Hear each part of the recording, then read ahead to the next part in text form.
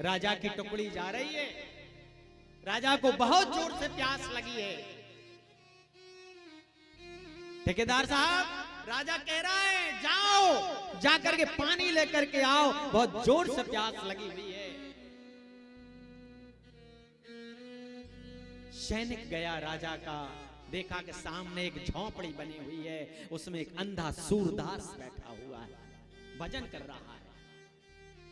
बोले अंधे, तेरा वो पानी रखा हुआ है घड़ा, एक लोटा जल भर करके दे। सूरदास को बहुत क्रोध आ गया, बोला जाओ, नहीं पानी वानी देंगे, भाग जाओ यहां से। वापस आ गया, जाकर के सेनापति से कहा। सेनापति आया, अरे अंधे, कुछ पैसे में से ले ले और अपना घड़ा दे दे, बहुत जोर से प्यास लगी हुई है। अंधा बोला बिकाऊ नहीं है पानी, भाग जाओ यहां से, चलो चलो भागो, निकलो मेरी झोंपड़ी से। राजा श्याम आया। राजा ने कहा प्रणाम, मैं आपके चरणों को दंडवत करता हूं, प्रणाम करता हूं। सीताराम, राम जी, अरे भगत जी, बहुत जोर से प्यास लगी हुई है, अगर कृपा की दृष्टि हो जाती तो बड़ी कृपा होती आपकी। तो सूरदास जी कहते हैं आओ राजन, विराजो, अभी मैं आपको जल पिलाता हूं।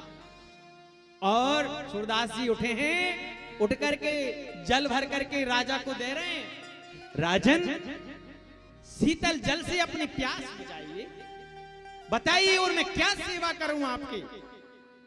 राजा कह रहे हैं तुम्हारे तो दोनों आंखें नहीं है, तुमने हमें पहचाना कैसे। तो वो कह रहे हैं संस्कार से।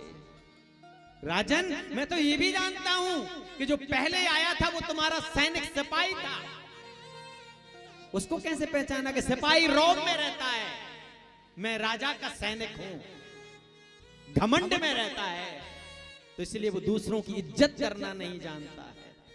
ऐसी बाणी बोलिए मन का आपा को, औरों को शीतल करे, आपों शीतल हो, आपों शीतल हो। राजन, दूसरा जो व्यक्ति आया वो सेनापति था, बड़े भंडार का मालिक भी था, वो खरीदना चाहता है सबको, किसी की इज्जत नहीं करता है वो। तो राजन, वो सेनापति था। और हमको कैसे पहचाना? जो राजा होता है वो जिम्मेदार होता है, शिक्षित होता है। जैसे कि आम का वृक्ष नमनती, आम के वृक्ष की डालियां जब नपती हैं, क्योंकि बड़ा वृक्ष है, फलदार वृक्ष है, जो फलदार वृक्ष होते हैं वो विनम्र होते हैं, तो सदैव सम्मान करते हैं दूसरों का।